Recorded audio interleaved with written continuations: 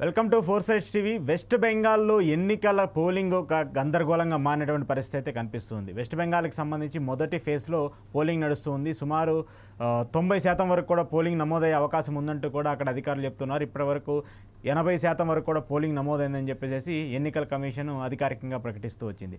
So ఇలాంటి నేపథ్యంలో అక్కడ కొంత ఆందోళనకరమైనటువంటి పరిస్థితులు కనిపిస్తున్నాయి. పోలింగ్ కేంద్రాల మీద దాడులు జరగడం కావచ్చు, కొంతమంది బాంబులు వేయటం కావచ్చు, ఇలాంటి పరిస్థితులను కూడా మనం చూస్తూ వచ్చాము. ముఖ్యంగా ఈవీఎంలు మొరాయించడం కూడా మనం చూస్తూ వచ్చాము. సో ఇలాంటి గందరగోళ నేపథ్యంలోనే వెస్ట్ బెంగాల్కి సంబంధించిన ఎన్నికలు జరుగుతున్నాయి. కావాలని చెప్పేసి బీజేపీ కుట్ర చేస్తుందని చెప్పేసి ఇటు తృణమూల్ కాంగ్రెస్ చెప్తూ ఉంటే, తృణమూల్ కాంగ్రెస్ ఇలాంటి అంశాలకి పాల్పడుతుందని చెప్పేసి బీజేపీ ఆరోపణలు చేస్తుంది. ఏంటి ఈ పరిస్థితుల వల్ల అక్కడ ఏం జరుగుతుంది ఏంటి అనేది కూడా డిస్కస్ చేద్దాం. నాతో పాటు శర్మ గారు ఉన్నారు, ఆయనతో పాటు మాట్లాడదాం. శర్మ గారు నమస్తే. నమస్తే Ashok garu. So west Bengal elections, అక్కడ ప్రజలు ఓట్లు వేయటం కంటే అక్కడ జరిగేటువంటి గందరగోళం కావచ్చు, ఈవీఎంలకు సంబంధించిన అంశాలు కావచ్చు, ఇవంతా కూడా పెద్ద సస్పెన్స్కి దారితీస్తూ ఉన్నాయి. ఈ సిచ్యువేషన్స్లో పోలింగ్ భారీగా నమోదవుతూ వస్తుంది. సుమారు 90% వరకు కూడా పోలింగ్ నమోదయ్యే పరిస్థితులు అయితే కనిపిస్తున్నాయి.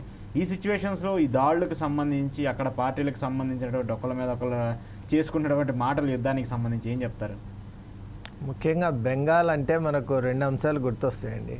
ఒకటేమో ఇంటెలెక్చువాలిటీ ఆఫ్ ది పీపుల్, అంటే they are very soft and they are highly elevated. ఇంకోటి ఎన్లైటెన్డ్ బై నేచర్. మరి ఈ నేచర్కు ఆపోజిట్గా కాంట్రాస్ట్గా ఒక బైపోలార్ నేచర్ ఎలా ఉంటుందంటే రఫియన్గా, రఫ్గా, అలాగే విధ్వంసకరమైనటువంటి శక్తులుగా ఉన్నవాళ్ళు కూడా బెంగాల్లో చాలామంది ఉన్నారు.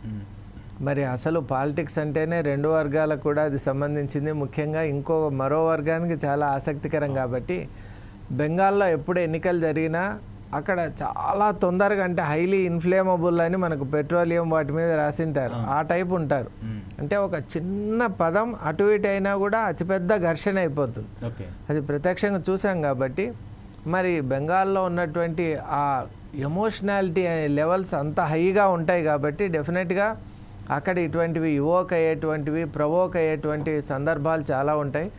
ముఖ్యంగా ఇప్పుడు మనం చూసినట్టయితే బెంగాల్ ఎన్నికలు అనేటువంటిది వర్తమానానికి మాత్రమే కాకుండా రాబోయేటువంటి భవిష్యత్ నిర్మాణానికి కూడా ఇది ఒక మూలకందంగా ఉంటున్నాయి. ఇవి ఒక డైరెక్షన్ ఇచ్చే ఎలక్షన్స్గా ఉంటున్నాయి. కాబట్టి ఈ 2020 ఎలక్షన్స్ అనేటువంటిది బెంగాల్ భవితకు నిజంగా ఒక రకంగా రెఫరెన్స్ మోడల్గా, రోల్ మోడల్గా ఉండబోతున్నాయి. ముఖ్యంగా బీజేపీ చాలా గట్టి పట్టుదలతో ఉంది. సువేందు అధికారి, అలాగే మనం చూసాం అక్కడ ఉన్నటువంటి పెద్దలందరూ కూడా పట్టుదలతో, అమిత్ షా లాంటి వాళ్ళు కూడా అక్కడ మాటిమాటికి బెంగాల్కు వెళ్ళటం, అక్కడ ఉన్నటువంటి రకరకాల సభల్లో పాల్గొనడం, అలాగే ప్రజలతో మమేకం కావడం. ఈవెన్ ప్రధానమంత్రి మోదీ గారు కూడా అక్కడ ఉన్నటువంటి చిన్న చిన్న ఎస్టాబ్లిష్మెంట్స్కి వెళ్ళటం, అక్కడ సామాన్య జనులతో కూడా కలిసిమెలిసి ఉండటం, ఇదంతా కూడా మనం చూస్తూ ఉన్నాం. మరి దీనికి కారణం ఏంటి అంటే వెస్ట్ బెంగాల్ అనేటువంటిది నిజంగా బెంగాల్లో ఉన్నటువంటి వాళ్ళు ఆలోచిస్తున్నారా, సరికొత్త రకంగా వాళ్ళు ఏదైనా తమ ప్రాంతాన్ని వేరేగా మార్చుకోవాలి, అలాగే జాతీయ దృక్పథంతో ఉండాలి అనేటువంటి ఒక పర్సెప్షన్తో ఉన్నారా అనేటువంటి అంశాన్ని ఎన్నికలు డిసైడ్ చేస్తాయి. ముఖ్యంగా ఇంతవరకు కూడా ఒక లోకలైజ్డ్ ఎన్విరాన్మెంట్లో ఉన్నటువంటి బెంగాల్ వాతావరణం కమ్యూనిస్ట్ రూల్ తర్వాత టీఎంసీ అంటే Trinamool Congress party led by Mamata Banerjee గారి యొక్క ఆధ్వర్యంలో నడుస్తోంది. ప్రస్తుతం మమతా బెనర్జీ గారు వెల్ఫేర్ స్కీమ్స్ పైన చాలా ఎక్కువగా దృష్టి పెట్టారు. మనం కొన్ని ప్యారలల్స్ కూడా మనం తీసుకోవచ్చు. ఒకే కోస్ట్ పైన ఉన్నటువంటి తమిళనాడులో కూడా మనం చూసినట్టయితే అశోక్ గారు, ఫ్రీబీస్ అనేటువంటిది ఈ కోస్టల్ సిటీస్లో ఎందుకో చాలా అపీలింగ్గా ఉంటాయి. ఎక్కువ మోర్ దెన్ ఇప్పుడు రివర్ బేస్డ్ కానీ లేకుంటే ఇట్లా ప్లాటూస్లో ఉన్నటువంటి వాళ్ళకంటే కూడా కోస్ట్ లైన్లో ఉన్నటువంటి వాళ్లకు ఫ్రీబీస్ అనేవి చాలా ముఖ్యం, నిత్యావసర వస్తువులు. అది మనం బెంగాల్లో కూడా అది చూసినట్టయితే మమతా బెనర్జీ గారు ముఖ్యంగా ఏమంటే ఆమె టీఎంసీ పార్టీ అధినేత మాత్రమే కాకుండా జనంతో బాగా కలిసిపోయే వ్యక్తి. మొదటి నుంచి కూడా జనాలతో మంచి సంబంధం ఉన్న వ్యక్తి. కాబట్టి ఆమెకు తెలుసు ప్రజలు నిజంగా ఏం కోరుకుంటారని. అందువల్ల ఆమె రూపశ్రీ, కన్యాశ్రీ, అలాగే లక్ష్మీ భాండార్ అనేటువంటి కొన్ని పథకాలు పెట్టింది. వాటి వల్ల ముఖ్యంగా స్త్రీలు ఎప్పుడైతే ఒక పార్టీ వైపు మొగ్గు చూపుతారో కుటుంబం అంతా కూడా ఆ పార్టీ పైనే మొగ్గు చూపే అవకాశాలు ఎక్కువ. ఎందుకంటే ladies are the dominant vote deciders అని కూడా కొన్ని చోట్ల అంటారు. కాబట్టి ఆ విధంగా అది ప్రలోభం అనుకోవచ్చు, లేకుంటే ఇంకే పదమైనా మనం వాడచ్చు. కానీ ఎప్పుడైతే అక్కడ ఉన్నటువంటి విమెన్ ఓటర్స్ని కనుక ఆకట్టుకోగలిగామంటే చాలా మటుకు విజయపథంలో ముందుకు వెళ్ళినట్టే. మరీ ముఖ్యంగా కోస్టల్ బెల్ట్లో ఇప్పుడు మమతా బెనర్జీ గారు ఎగ్జాక్ట్గా అదే చేస్తూ ఉన్నారు. అసలు అర్బన్ ఏరియాస్లో మనం చూసినట్టయితే కరప్షన్ చాలా ఎక్కువగా ఉంది, క్రైమ్ రేట్ పెరిగింది. ఈ మధ్యకాలంలో మనం చూసాం horrible incidents. Medical student followed by A law student, వీళ్ళు ఎలా కల్కట్టా మెయిన్ సిటీలో కార్ మెడికల్ కాలేజ్లో జరిగినటువంటి ఉదంతం, అలాగే కలకట్టాలో ఉన్నటువంటి ఒక ఇంపార్టెంట్ అంటే ప్రైమ్ లా కాలేజ్లో జరిగినటువంటి ఉదంతం ఈనాటికి కూడా వాటి యొక్క దోషి ఎవరు అని తెలిసినా కూడా పట్టుకోకపోవడం, ఇవన్నీ కూడా మనం చూసినట్టయితే అక్కడ Mamata Banerjee government women security విషయంలో చాలా మటుకు కాంప్రమైజ్ అయినట్టు మనకు అనిపిస్తుంది. ఎందువల్ల అంటే they know pretty well who he's committed the offence and that heinous offence అని తెలిసినా కూడా తాను స్వయంగా ఒక మహిళ అయి ఉండి కూడా మహిళా రక్షణ కోసం ముందుకు రాకపోవడం అనేది పెద్ద నెగటివ్గా మారిపోయింది. బీజేపీ ఆ విషయాన్ని ముందుకు తీసుకొని పోవడంలో చాలా మటుకు సఫలీకృతమైంది. ఈ రోజు కూడా అమిత్ షా అక్కడే ఉండి డైరెక్ట్గా ఈ ఎన్నికలకు సంబంధించిన సరళంతా కూడా ఆయన పర్యవేక్షిస్తూ ఉన్నాడు. సో కానీ అక్కడ ఎక్కువ దాడులు జరుగుతున్నాయి సార్. అక్కడ దాడులు కావచ్చు, ఒకళ్ళ మీద ఒకళ్ళు, పోలింగ్ బూత్ల మీద, ఇవన్నీ జరుగుతున్నప్పుడు ఎన్నికల సరళ మీద కూడా కొంత కన్ఫ్యూజన్, భయం కలుగుతూ ఉంది. ఓట్లు వేయాలన్నా కూడా నిజంగా మేము వేసినటువంటి ఓటుకి సంబంధించిన పరిస్థితి ఆ పార్టీకే పడుతుంది, ఇలాంటివి జరుగుతున్నాయి. సో అప్పుడు కొంత భయపడేటువంటి పరిస్థితి కూడా కనిపిస్తుంది. మామూలుగా బెంగాల్లో ఎప్పుడైనానండి ఎన్నికలు ఒక కమ్యూనిస్ట్ టైంలో తప్ప మిగతా ఎప్పుడు కూడా భీతావహంగాను అలాగే ఇలాగే ఉంటాయి, చాలా భయంకరంగా ఉంటాయి. అంటే ఇక్కడ అలవాటు పడిన వ్యక్తి అక్కడ ఓటింగ్ స్టేషన్ కూడా వెళ్ళలేడు.